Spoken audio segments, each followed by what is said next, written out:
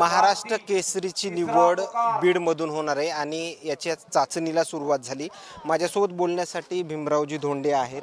काय प्रथम जे आहे ते बीडमधून महाराष्ट्र केसरीच्या चाचणीला सुरुवात झाली, पूर्ण हा मल्लांचा प्रतिसाद पाहता काय प्रतिक्रिया? मल्लांचा खूप प्रतिसाद आहे। जवळपास 150 मल्ल या स्पर्धेमध्ये सहभागी झालेले आहेत आणि खूप सराव करतात। आपले बीड जिल्ह्यातील अनेक मल्ल राज्यातल्या अनेक मोठमोठ्या व्यायामशाळेमध्ये जाऊन कोल्हापूर, पुणे, सातारा, त्याचप्रमाणे पुणे या ठिकाणी, दिल्ली या ठिकाणी जाऊन, हरियाणाला जाऊन सराव करतात। त्यामुळे बीड जिल्ह्याची कुस्ती ही एक चांगली कुस्ती आहे।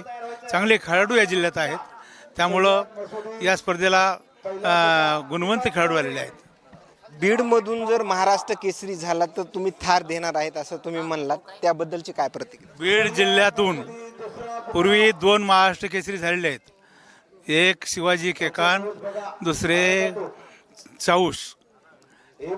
आता जो 3रा महाराष्ट्र केसरी होईल त्याला बीड जिल्हा कुस्तीगीर संघ हे थार गाडी बक्षीस देणार आहे। खरं तर आता इकडं राजकारणाच्या कुस्त्या पण आता चालू झालेत, मात्र त्यामध्ये आपला पक्ष जो आहे राष्ट्रवादी ते स्वबळावर लढणार का? राष्ट्रवादी स्वबळावर लढणार, जिंकणार। बीड जिल्हा परिषद राष्ट्रवादीच्या ताब्यात जाणार आणि राजकारण आणि कुस्ती हे एकमेकाला लगट आहे। आम्ही विद्यार्थी जीवनामध्ये कुस्ती खेळायचो, राजकारण पण करायचो, कॉलेजचं GS व्हायचो, त्याच वेळेस विधानसभा पण मी लढवली। कॉलेजमध्ये असताना मी आमदार झालो, त्यामुळं एकमेकाला हे पूरक आहे। खेळ कुस्ती अनादिकालापासून कौरव पांडव हे गुरुच्या आश्रमात ज्यावेळेस जात होते तिथं कुस्तीचा सराव करत होते। कुस्ती भारतीयाची फार जुनी परंपरा आहे, जुना खेळ आहे।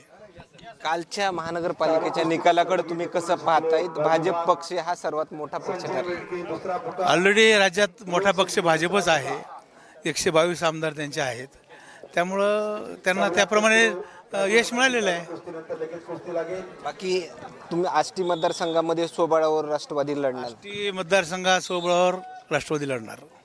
धन्यवाद। या ठिकाणी पाहिलं गेलं तर भीमरावजी धोंडे यांच्या आलेल्या प्रतिक्रिया, मात्र आणखीन काही नवीन अपडेट्स मिळतील का आणि आलेल्या प्रतिक्रिया मात्र काय सांगून जातात हे नक्कीच समजलं असेल। कॅमेरामॅन सोबत सुरेश मीडिया, परळी।